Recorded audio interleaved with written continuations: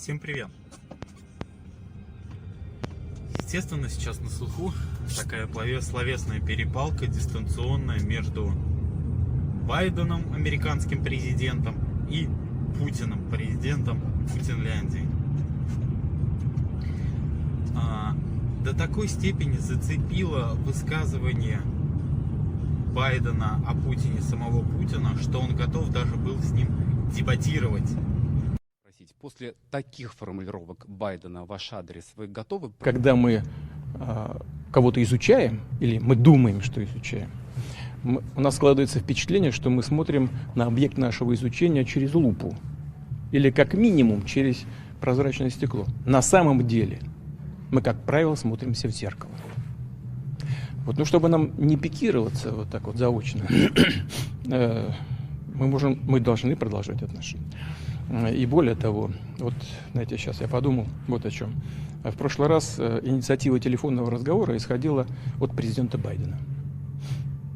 Я хочу предложить президенту Байдену продолжить наши дискуссии, но при условии, что мы это сделаем фактически в прямом эфире, что называется, онлайн.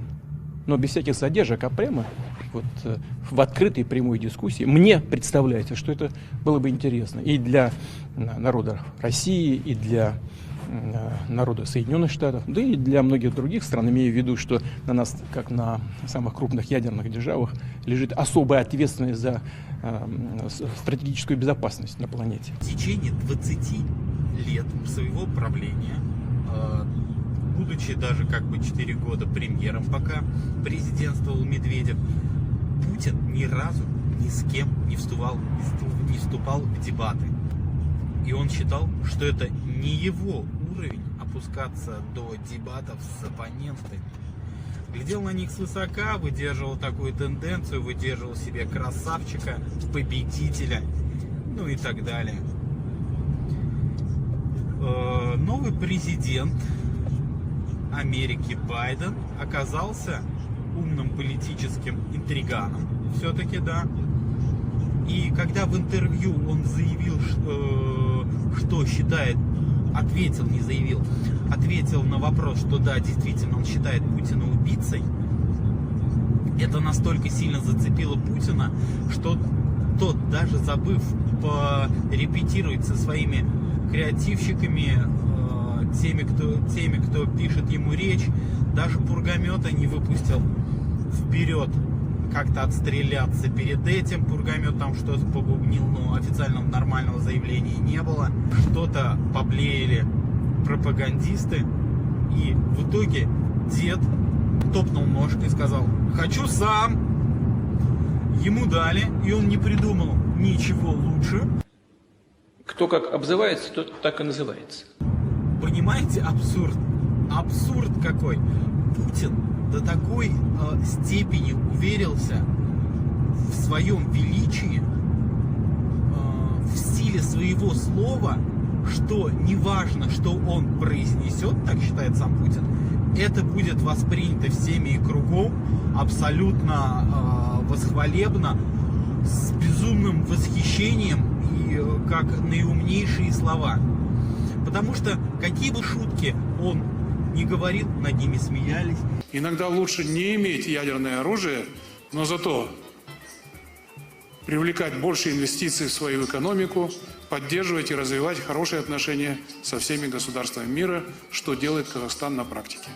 Саддам Хусейн тоже так думал. Я просто похлопаю. Какие бы экономические подсчеты он не производил, его внимательно слушали. Упала стоимость рубля, он немножко обесценился. Ну, на треть. На 30%. Вот смотрите, мы раньше продавали товар, который стоил $1, а получали за него 32 рубля. Мы продали товар, но деньги приходят в рублях. 32 рубля получили. А теперь товар продали на рубль, а получили 45. Доходы бюджета увеличились. Какие бы движения он ни делал, вплоть до ловли обычного карандаша, который укатывался со стола, это возводили чуть ли не в подвиг супергероя.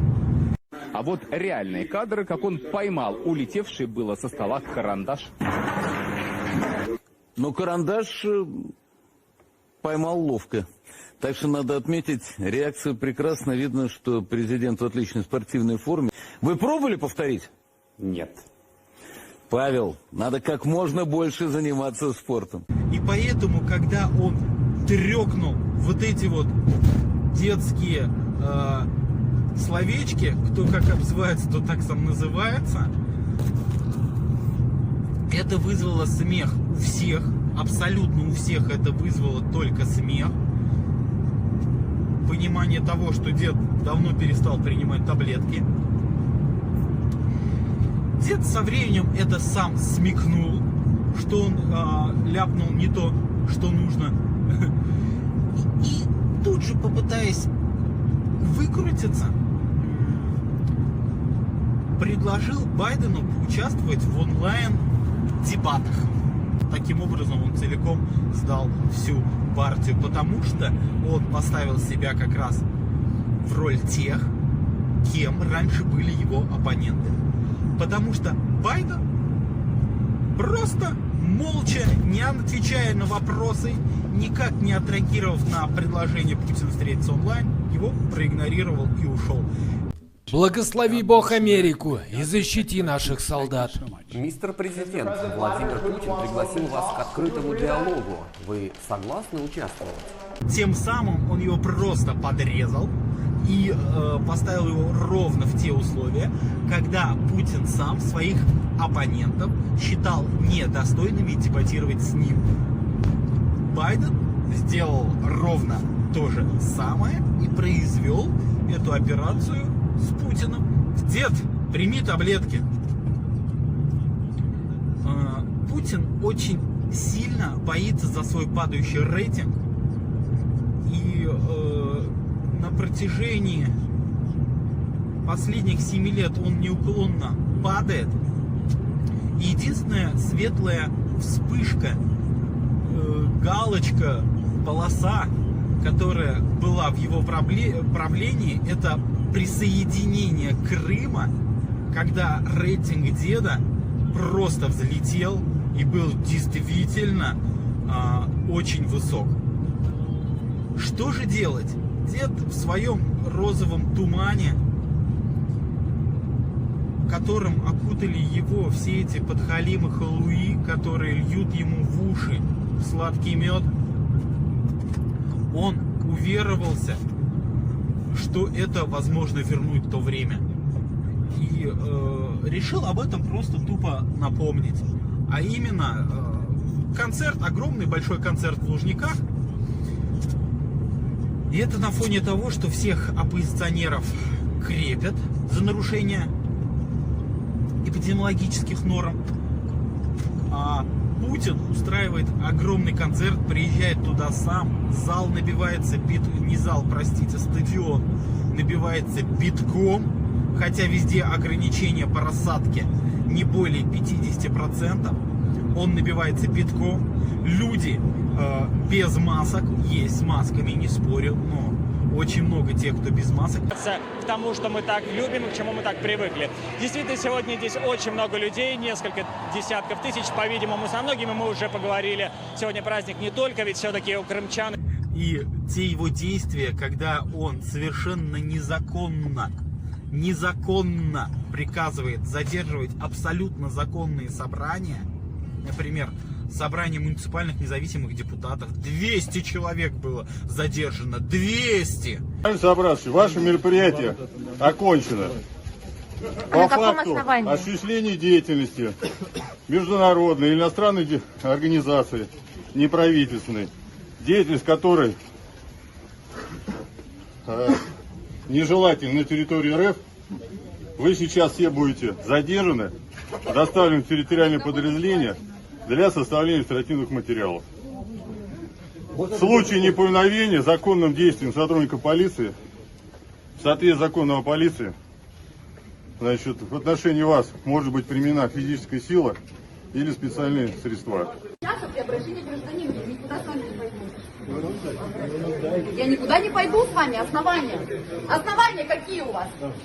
Статья 5 закона о полиции. Да, основания предъявите и представьте. Основания предъявите и представьте.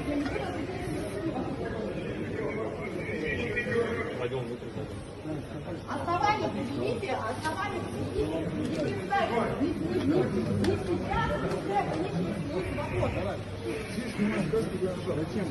сейчас, потому что я хочу, чтобы вы закон соблюдали. Которые собрались в снятом, арендуемом ими помещении абсолютно законно. Он приказал их содержать.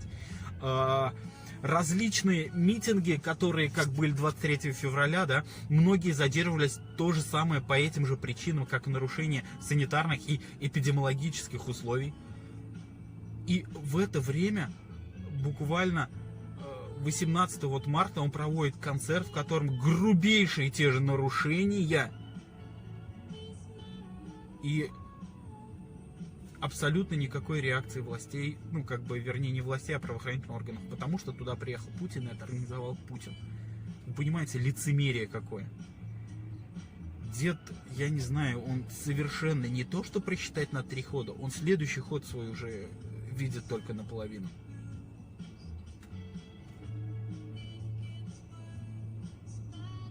Ситуация, если честно, реально пугающая. Иногда возникает мысль: